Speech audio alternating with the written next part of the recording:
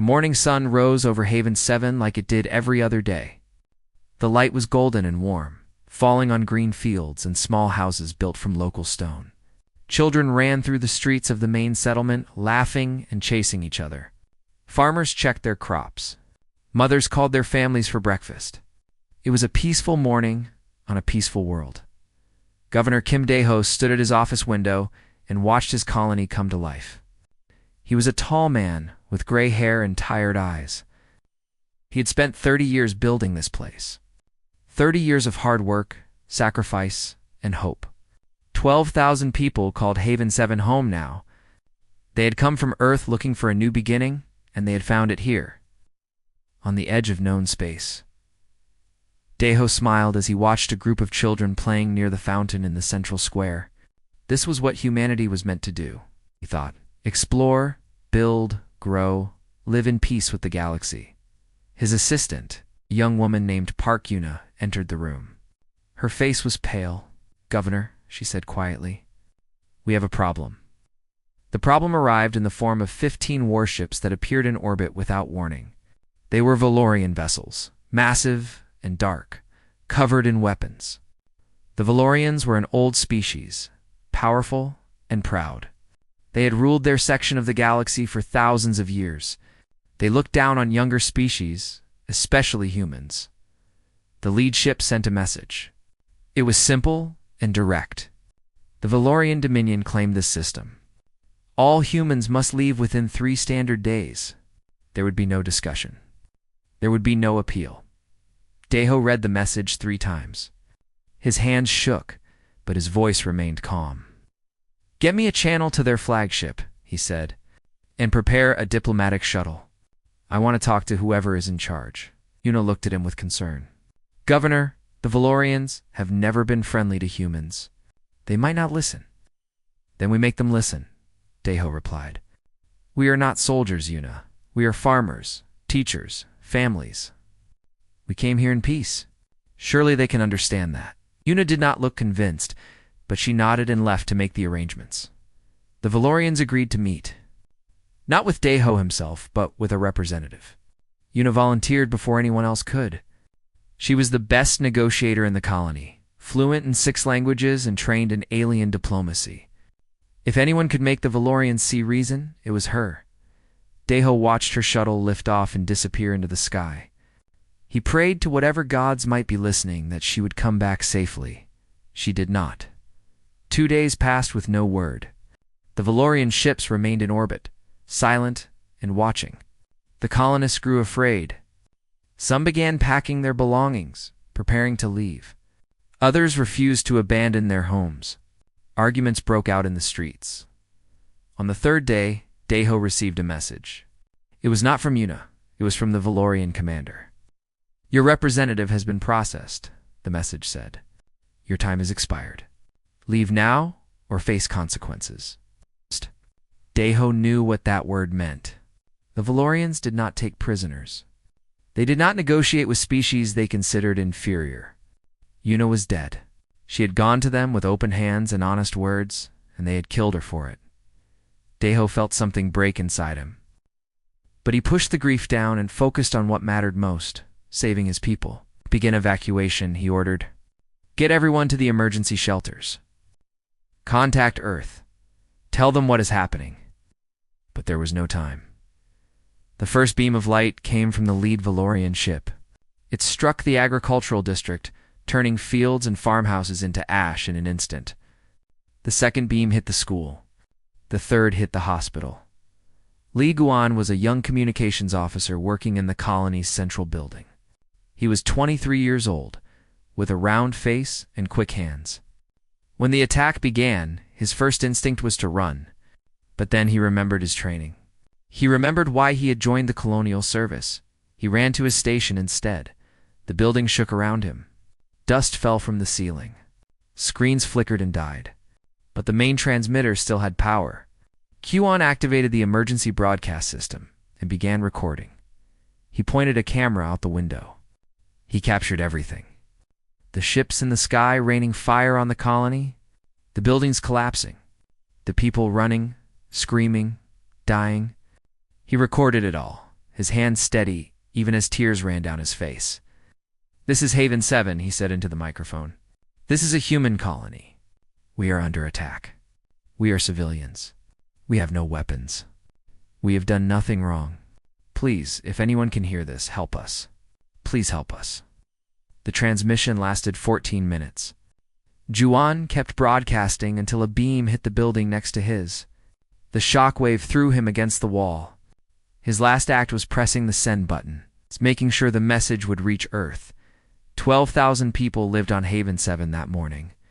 By sunset, there were none. The Valorians did not land. They did not search for survivors.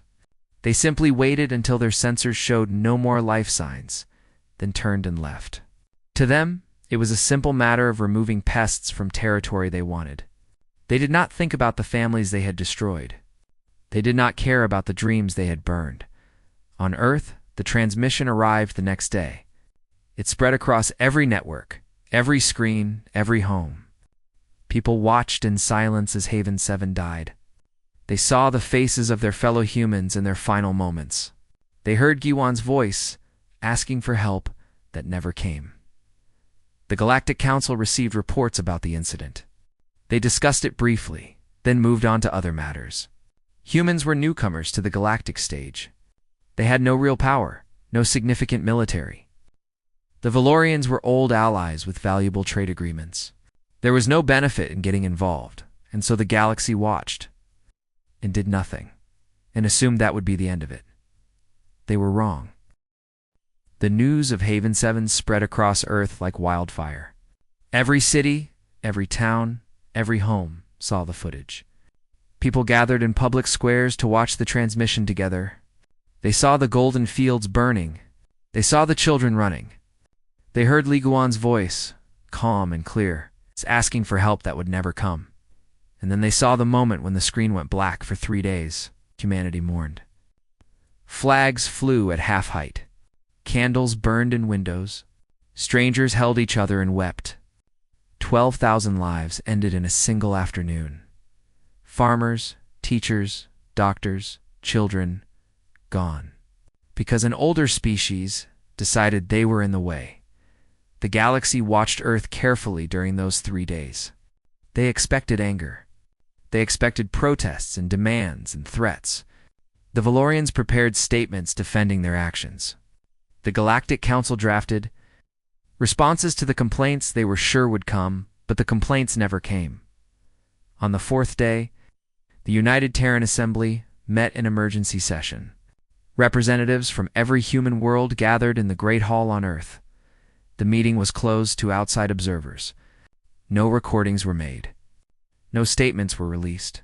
The session lasted 18 hours.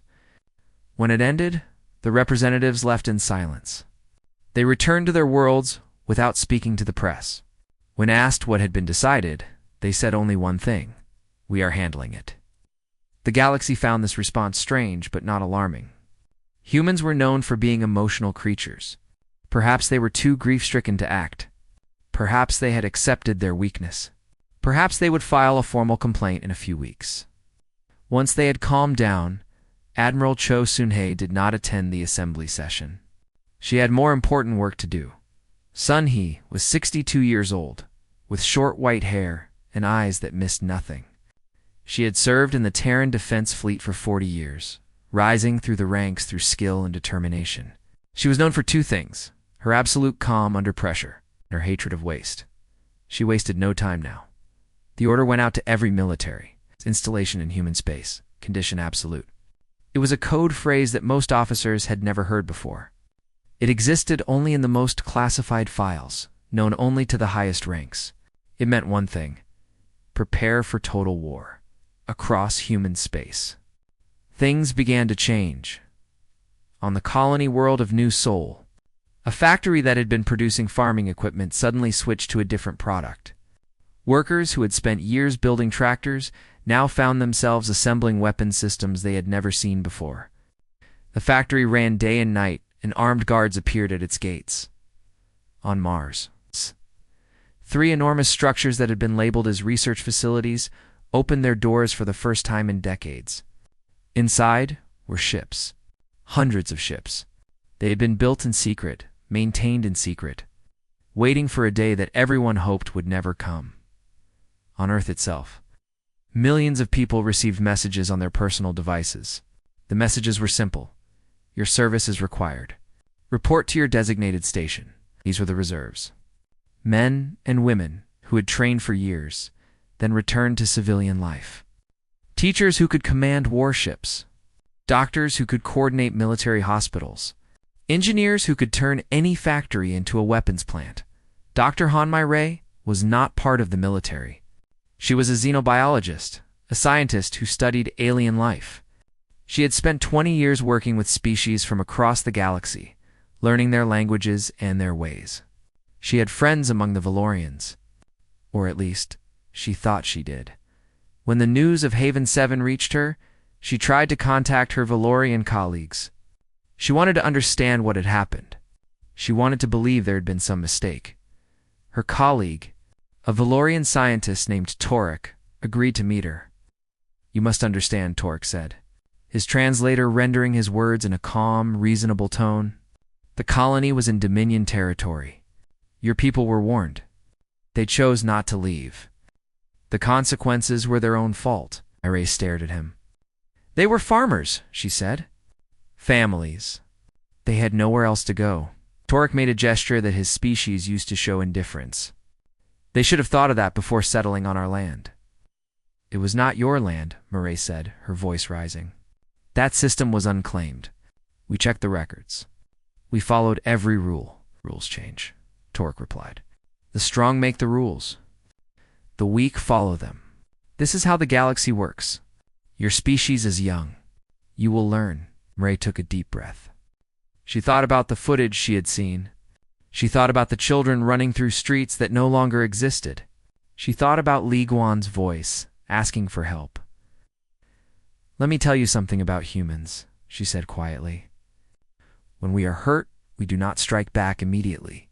We do not scream and rage and attack blindly. We wait, we plan, we prepare. And when we finally act, we act completely." Torek laughed. It was a harsh sound, like metal scraping against stone. "You are a small species with a small fleet. What can you possibly do to us?" "I hope you never find out," Myray said, "but I fear you will." She left the meeting and returned to Earth. She tried to warn the assembly about what she had learned. The Valorians did not see humans as equals. They did not see them as threats. They saw them as insects to be crushed whenever convenient. The assembly listened politely and thanked her for her input. They did not seem worried. They did not seem angry. They seemed calm. To calm, Murray realized then that she had been wrong about her own species. She had thought humanity would need convincing to fight. She had thought they would need to be pushed, but the truth was simpler and more terrifying. Humanity had been preparing for this moment for over 100 years. They had built ships in secret. They had trained soldiers in secret. They had developed weapons that no other species had ever seen. They had done all of this while smiling and trading and pretending to be harmless newcomers. And now, someone had finally given them a reason to stop pretending. The Valorian ambassador on Earth continued to send reports home. He described humans as grief-stricken, but passive. He assured his government that there would be no retaliation. Humans were simply too weak. He was still sending those reports when the first human ship crossed into Valorian space. 6 months had passed since Haven 7 burned. The galaxy had moved on. Trade continued. Empires rose and fell. The Galactic Council debated taxes and borders and treaties. The death of 12,000 humans was already becoming a footnote in history. The Valorian Dominion was pleased with how things had gone. Their claim to the Haven system was now uncontested. Their reputation as a power to be feared had grown stronger. Other young species looked at what had happened and learned an important lesson. Do not cross the Valorians, Commander. Vekros was in charge of Patrol Fleet 7. His 40 ships guarded the border between Valorian space and the unclaimed territories beyond. It was boring work. Nothing ever happened out here. The only ships that passed were traders and explorers, all of whom quickly surrendered for inspection when they saw Valorian colors. Vecros was reviewing supply reports when his sensor officer called out, "Commander, we have a contact. Single vessel, human design. It just appeared on the edge of our sensor range." Aus. Vecros looked up with mild interest. A human ship out here was unusual. Perhaps it was lost. Perhaps it was a traitor who had wandered too far from safe space. Either way, it would provide some entertainment. "Hail them," he ordered. "Tell them to stop for inspection." The message went out. A moment later, a response came back. It was a simple identification, TDS Remembrance. Vecros laughed. The humans and their sentimental names. They named their ships after emotions and memories, as if that would make them stronger. Valorian ships had proper names, names that spoke of conquest and glory. "Tell them to surrender for processing," he said. "If they refuse, destroy them." The message went out. The human ship did not respond. It simply continued forward, moving toward the Valorian fleet at a steady pace. Vecros felt the first hint of unease. Something was wrong. No sane captain would fly a single ship toward 40 warships without responding to hails. It was suicide. "Full scan," he ordered. "I want to know everything about that ship." The scan results made no sense. The ship was larger than standard human designs, but not unusually so. Its hull was covered in some kind of material that the sensors could not identify, and its power readings were impossible. The ship appeared to be generating more energy than a small star. "Commander," the sensor officer said, his voice shaking, "I think we should call for reinforcements." Before Vecros could respond, the Remembrance opened fire. The first shot was a beam of pure white light. It struck the lead Valorian ship and passed through it like the ship was not there. The vessel simply ceased to exist. No explosion, no debris. Just gone. The second shot took out 3 ships that had been flying in formation. The third shot disabled Vecros's flagship, Captain Yoon. Taiwu stood on the bridge of the Remembrance and watched the Valorian fleet fall apart. He was a slim man in his 40s, with a face that rarely showed emotion. He had been a cargo captain before the war. He had hauled supplies between colonies, living a quiet life among the stars. Then he had seen the footage from Haven 7. He had seen the faces of the dead. He had seen Li Guan's final transmission. He had volunteered the next day to target the engines and weapon systems. He ordered calmly, "I want them disabled, not destroyed. We need some of them alive to send a message." His crew worked with silent efficiency. They had trained for this moment for months. Every shot was precise. Every movement was calculated. Within 11 minutes, the battle was over. 38 Valorian ships were drifting wreckage. 2 remained intact but powerless. Taiwu opened a channel to the surviving ships. "This is Captain Yoon, Taiwu of the Terran defense ship Remembrance," he said. "You are now prisoners of the United Terran Assembly. You will be treated according to galactic conventions on warfare. You have my word on that." He paused. "But first you will listen." He pressed a button on his console. A recording began to play. It was a list of names. 12,000 names, read aloud by a computer voice. Each name was followed by a brief description: age, occupation, family members. Kim Soyeon, age 7. Student, daughter of Kim Minho and Kim Jiyoung. Age 43, farmer, father of 3, Lee Hana. Age 19, medical student. Sister of Lee Juan?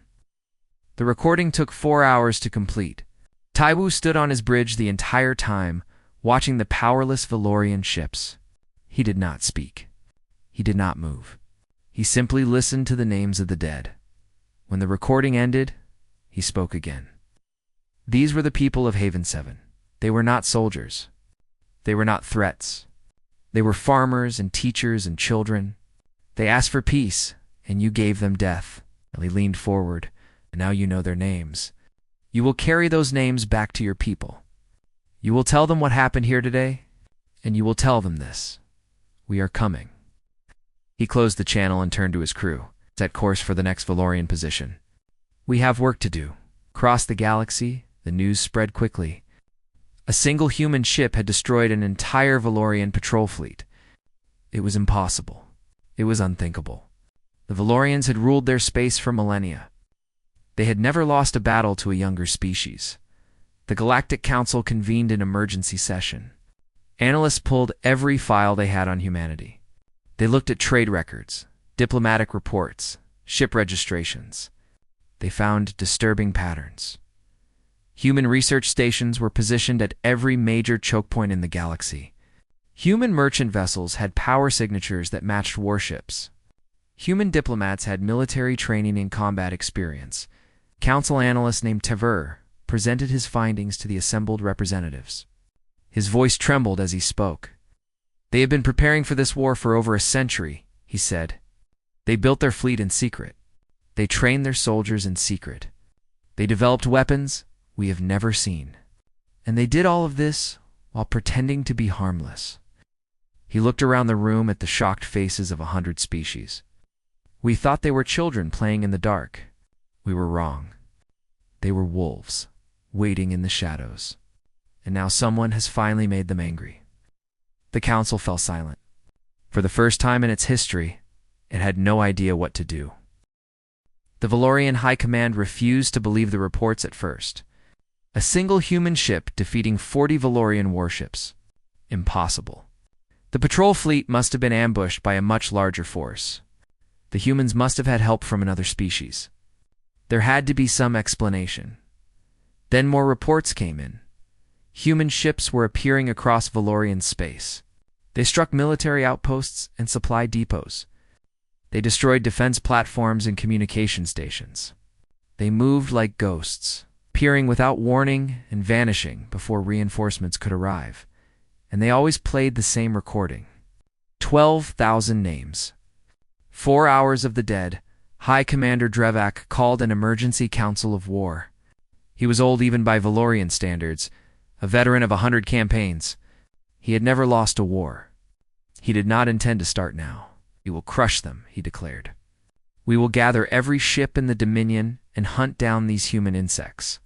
We will burn their worlds as we burned their colony. We will teach them why older species rule the galaxy," the council agreed. Orders went out to every corner of Valorian space. The Grand Fleet would assemble. 2,000 warships, the largest force the Dominion had ever gathered. They would meet the humans at the border and end this war in a single, overwhelming battle. It took 3 weeks for the fleet to gather. 3 weeks of human raids and human names and human revenge. By the time the Grand Fleet was ready, the Valorians had lost over 200 ships. But what were 200 ships compared to 2,000? The fleet jumped to the border system as one. They arrived in perfect formation, a wall of metal and weapons that stretched across the stars. Drevak stood on the bridge of his flagship and watched his armada take position. "Find the humans," he ordered. "Destroy them all." The humans were not hard to find. Commander Shinyanji had been waiting for 3 days. Her fleet was small compared to the Valorians. 112 ships against 2,000. The odds were not good by any normal measure. But this was not a normal battle. Yunji was 45 years old, with short black hair and a scar across her left cheek from an accident in her youth. She had never raised her voice in her entire military career. She had never needed to. When she spoke, people listened. When she gave orders, people obeyed. There was something in her eyes that made even admirals hesitate. "Report status," she said calmly. 112 voices responded. "Ready, ready, ready." Good, she studied the sensor display, watching the Valorian fleet arrange itself. "They are forming a standard attack formation. They expect us to run or surrender." Her tactical officer, a young man named Kong Doyon, looked at the display with wide eyes. "Commander, there are so many of them." "I know." Youngji allowed herself a small smile. "Let us show them what happens when they underestimate us. All ships execute pattern Omega." The human fleet moved. The Valorians had expected many things. They had expected the humans to flee. They had expected them to fight conventionally. They had expected them to die quickly and quietly. As younger species always did, they did not expect what happened next. The the human ships split into dozens of small groups, each moving independently, but with perfect coordination. They wove through the Valorian formation like water through rocks. They appeared where they were not expected. They struck where defenses were weakest. They used weapons that Valorian shields could not stop, and they fought like they had nothing to lose. The battle lasted 6 hours. 6 hours of fire and death and destruction. 6 hours of Valorian ships exploding one after another.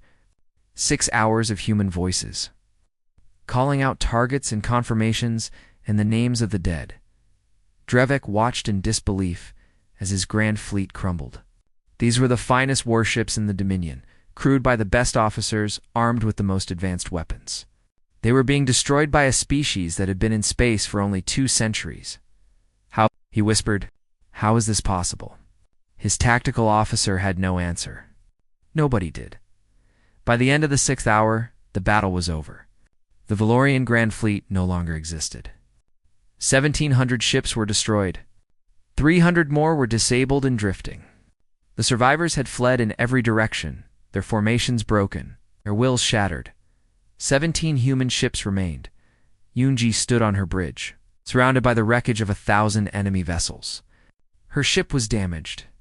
Her crew was exhausted, but they had won. She opened a channel to the Galactic Council. This is Commander Shin Yunji of the Terran Second Fleet, she said. Her voice was calm, steady, without a trace of emotion. The Valorian Grand Fleet has been destroyed. We are now proceeding to Valorian space. She paused, letting her words sink in. Humanity did not start this war, but we will finish it. Any species that provides aid or shelter to the Valorian government will be considered hostile. This is not a negotiation. This is not a request. This is a statement of fact. She closed the channel. Across the galaxy, panic spread. Species that had ignored the Haven 7 massacre now scrambled to distance themselves from the Valorians. Trade agreements were canceled. Diplomatic ties were cut. The Valorian ambassador on Earth was quietly asked to leave. On the Valorian homeworld, evacuation procedures began. Civilians filled every ship that could fly. Military officers burned documents and erased records. High Commander Drevak sat alone in his command center, staring at the reports of his destroyed fleet. We ruled this section of the galaxy for 10,000 years, he said to no one. And we lost it all because we killed 12,000 farmers. He had no answer for how it had happened. He had no plan for what came next. All he knew was that the humans were coming. There was nothing left to stop them. Ambassador Quan Hajin received a message from the Galactic Council. They wanted to meet. They wanted to discuss terms. They wanted to help mediate a peaceful resolution. Hajin was a small woman with gray hair and kind eyes. She had spent her life building bridges between species. She believed in diplomacy. She believed in understanding. She believed that every conflict could be resolved through words. But she also remembered Haven 7. She remembered Park Yuna, who had gone to the Valorians with open hands and honest words. She remembered what diplomacy had earned her. She agreed to the meeting. But she did not go to negotiate. She went to deliver a message. The Galactic Council Chamber was the largest structure in known space. It could hold representatives from 1,000 species. Its ceiling was so high that clouds sometimes formed beneath it. For 10,000 years, it had been the heart of galactic civilization, where the great powers met to shape the future. Today, it felt small. Ambassador Quan Hajin walked alone down the central aisle. Representatives from hundreds of species watched her in silence. Some looked at her with fear. Others looked at her with curiosity. A few looked at her with something like respect. She was a small woman in simple clothes. She carried no weapons. She had no guards. Yet every being in that room knew that she spoke for a species that had just destroyed the mightiest fleet in the galaxy. Council leader Morath rose to greet her. He was an ancient being, old even by galactic standards. He had led the council for 500 years. He had seen empires rise and fall. He had mediated 1,000 conflicts. He had never been afraid before. He was afraid now. Ambassador Hajin, he said, his translator rendering his words in careful, diplomatic tones. The council thanks you for agreeing to this meeting. We wish to discuss a peaceful resolution to the current conflict. Hajin looked at him for a long moment. Then she looked around the chamber, at all the faces watching her. A peaceful resolution, she repeated. Her voice was quiet, but it carried to every corner of the vast room. 6 months ago, 12,000 of my people were murdered. Men, women, and children. Farmers and teachers. They were burned alive because they built homes on a world that an older species decided to claim. She paused. 6 months ago, we came to this council. We asked for justice. We asked for acknowledgement. We asked you to do something, anything, to show that the lives of humans mattered. Her eyes were steady, her voice calm. You did nothing. You called it a territorial dispute. You said it was not your concern? You watched us bury our dead, and then you went back to your trade agreements and your border disputes and your comfortable lives? Morith shifted uncomfortably. Ambassador, we must understand the context. The Valorians are an old and powerful member of this council. You could not simply care about 12,000 dead civilians, Hajin finished. Yes, we understood that message very clearly. She stepped forward. You had 6 months to mediate. You chose to watch. Now you will watch again. The chamber fell completely silent. But Hajin continued. We are not here to destroy. We are not here to conquer. We are not here to become what the Valorians were. We are here to deliver terms. She pulled out a small device and activated it. A list appeared in the air above her, visible to everyone in the chamber. These are humanity's demands. First, the complete disarmament of the Valorian military. They will be allowed a small defense force for internal security, nothing more. Second, the surrender of all officials involved in the Haven 7 decision. They will face trial before a joint human galactic court. Third, the establishment of a memorial on the Valorian capital world. Bearing the names of every human killed in the massacre, she looked around the room. These terms are not negotiable. The Valorians will accept them, or we will continue our advance, but we will not take more than justice demands. We will not burn their worlds. We will not murder their civilians. We will not become monsters to defeat monsters. Moreth stared at her. You would show mercy. After everything they did, mercy is not weakness, Hajin replied. It is strength. The Valorians killed our people because they thought we were weak. They were wrong.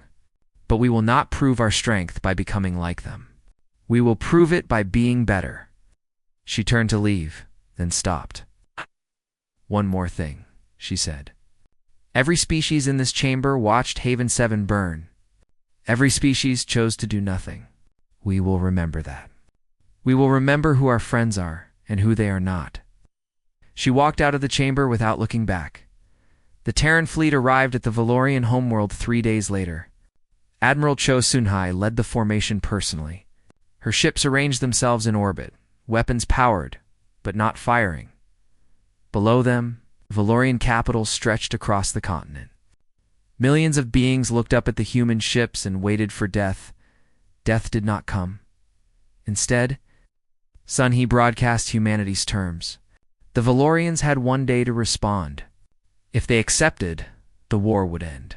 If they refused, the fleet would remain until they changed their minds. High Commander Drevik, the only surviving member of the Valorian High Command, received the terms. He read them 3 times. He thought about the fleet he had lost. He thought about the empire that was crumbling around him. He thought about the children in the streets below. Looking up at human ships the way human children had once looked up at Valorian ships, he accepted. The surrender ceremony took place on the Valorian capital. In the shadow of the great monument that celebrated 10,000 years of Dominion rule, human soldiers stood in formation, their faces blank, their weapons holstered. Valorian officials walked forward one by one to sign the documents that ended their empire's military power, and in the center of the plaza, construction began on a new monument. It would be simple, a wall of black stone, bearing 12,000 names. At the top, a single line of text in both human and Valorian languages, "We came in peace." Remember us. Decades later, a historian from a distant species traveled to Earth to study the Valorian War. She interviewed survivors, read documents, watched recordings. She tried to understand how a young species had defeated an ancient empire in less than a year. In the end, she wrote a single conclusion: the galaxy made a simple mistake. They saw humanity's kindness and called it weakness. They saw humanity's patience and called it fear. They saw humanity's desire for peace and assumed it meant they could not fight. They were wrong. Humanity did not want war. They built their civilization on cooperation and hope. They reached out to the stars looking for friends, not enemies. But when their hand of friendship was slapped away, when their people were murdered, when their calls for justice were ignored, they did not crumble. They did not surrender. They did not forget. They simply showed the galaxy what they had been hiding all along. The historian closed her report with a warning that would be taught in schools across the galaxy for centuries. They had provocation confused with weakness. By the time they understood the difference, it was far too late. On Earth, life continued. Children played in streets. Farmers tended their fields. Scientists explored the mysteries of the universe. Humanity remained what it had always been: curious, hopeful, and peaceful. But now the galaxy knew the truth. Behind the smiles and the open hands, behind the offers of friendship and trade, there was something else. Something patient. Something strong. Something that would never forget a wrong. The wolves had shown their teeth, and the galaxy would never forget.